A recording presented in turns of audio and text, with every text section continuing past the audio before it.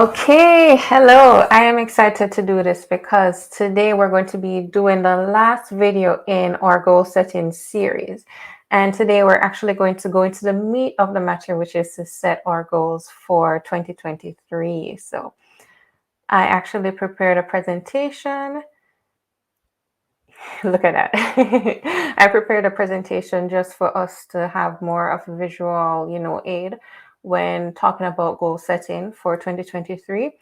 And it's really important to write down your goals. Actually, write them down by hand if you can, or just write them down physically because it's important for you and they help you to be 42% more likely to achieve your goals. You're 42% more likely to achieve your goals when you write them down.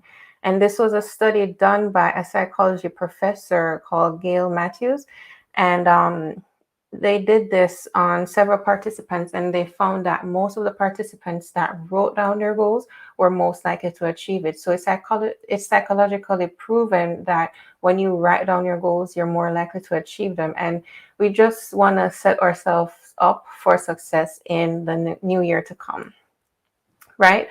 So, as I mentioned before, this is an actual series. So, I would encourage you to get your 4 helpfuls list and your visualization notes to help you in writing down your goals because you will have reflected, your priorities and the things that are really important for you that you want to work on in the upcoming year, things that you want to achieve and be successful in. So, get your list. And if you haven't done these practices, they're in the previous videos, so I would encourage you to go and watch them. But these are definitely to help you. And I would say that we could actually skip the visualization notes, but these are really motivating for you because it will help you to picture yourself in the position of where you want to be so that you are more likely to go after them because now you have the drive to go after the goals, the things that you want. So I would encourage you to do these. So the previous video to this spoke about SMART goals, right? The 5 components that you want to have a good goal. And some of them, I won't be going into details for this because I actually did it in the previous video, but just to review, like you want your goals to be specific, measurable, actionable, or achievable based on the school of thought that you are in, relevant or realistic, and time bound. These are really important things or components that you want to add in your goals. But I also would say that if you want to break them down into something that doesn't take a lot of effort, then you can just leave them to these 3 things, which are your goals specific, measurable, and time bound. These would be enough. If you want to go all out, then fine, go back to the next 5 steps. But you know, in fact, I wouldn't say that they're not important, but just for you to, save energy and stuff, you can just leave them into are your goals specific, measurable, and time bound. These are really helpful for you. Um, so let's get into writing down your goals. What do you want to do? So the first step is that you want to use your list to write down your goals. I already told you to go and get them. So use them to write down the goals that you want to achieve for 2023.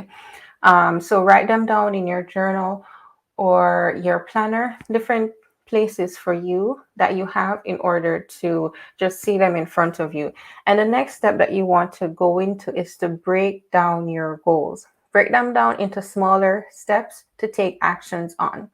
Now, an example that I have for this would be, for example, someone who is writing a book.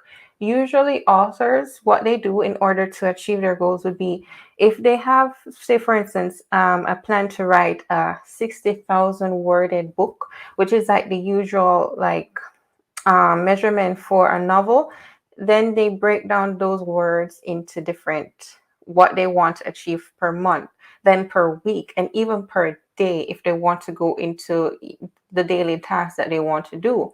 So I would encourage you to do the same with your goals. Break them down into each maybe 3 quarters, right? Step for the year, then each month, then each week, and then you can maybe go into daily. So maybe you can't do the task for your goals each day, because usually like each week, each day may be different, but definitely break them down to the smallest would be the week. So um say for instance you want to save money, like I talked about a lot in the previous video, then in my video I talked about saving $250 per week, and that would lead to $1,000 per month. And even for the rest of the year, now we're getting into maths, and it's not my strongest suit, but it would be $12,000 per year. Yay! I know it's pretty simple, but yeah, maths isn't my strongest suit, and it's like just being here, yeah, it just makes me nervous. But anyways, right, for any goal, as much as possible, think about how you're going to break down your goals so that it's just helpful for you. It's easier for you to think about the smallest step for you to take to build brick by brick to achieve your goals, right? And then schedule them onto your calendar. Make an appointment with yourself. Actually, write them down for when you are going to do them. Now, whatever works best for you, maybe to-do list works best for you, or time blocking, whatever it is, just schedule them onto your calendar. See the date that you want to achieve it and make a plan with yourself that you're going to do them in those time frames, because usually scheduling something helps you to do them, right? Like if you have a doctor's appointment, usually don't keep it in your mind because you are more likely to forget it, so you write it down. And this helps your brain as well, because your brain, it's helpful for your brain to create the ideas. You write them down, but not to store all of them there so that your brain is overwhelmed, so write down your goals, the things that you're going to do, and especially write down the actions you're going to take. And then really important is to review your goals. Set aside time where you're just going to review your goals regularly as well, because what you need to know is that you need to be flexible when writing down your goals as well.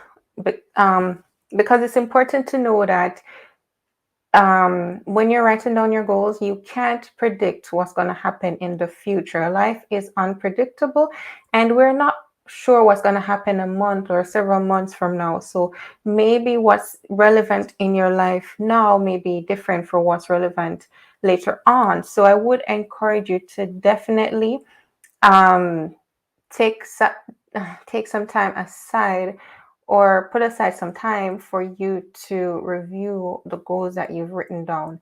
And this will help you a lot, because I think it helps us mentally as well to just know that everything we write down isn't like set in concrete, and we're not necessarily breaking promises with ourselves, because that can hurt us. And I know how demotivating that is, to think that, okay, I made this promise with myself and I didn't accomplish it.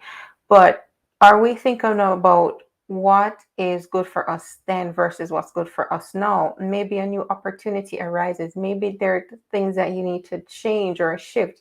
So definitely take some time to review and adjust accordingly, right? And be kind be kind to yourself, like I need to be with myself right now. So thank you so much. I'm so excited that we got to finish this series and follow for more, because I really look forward to helping you and us in order to achieve our goals for the year. And for me, I actually need to go and write down my goals for this year. So I did the 4 health goals, I did the visualization, and now I need to do the goal setting for this year for myself.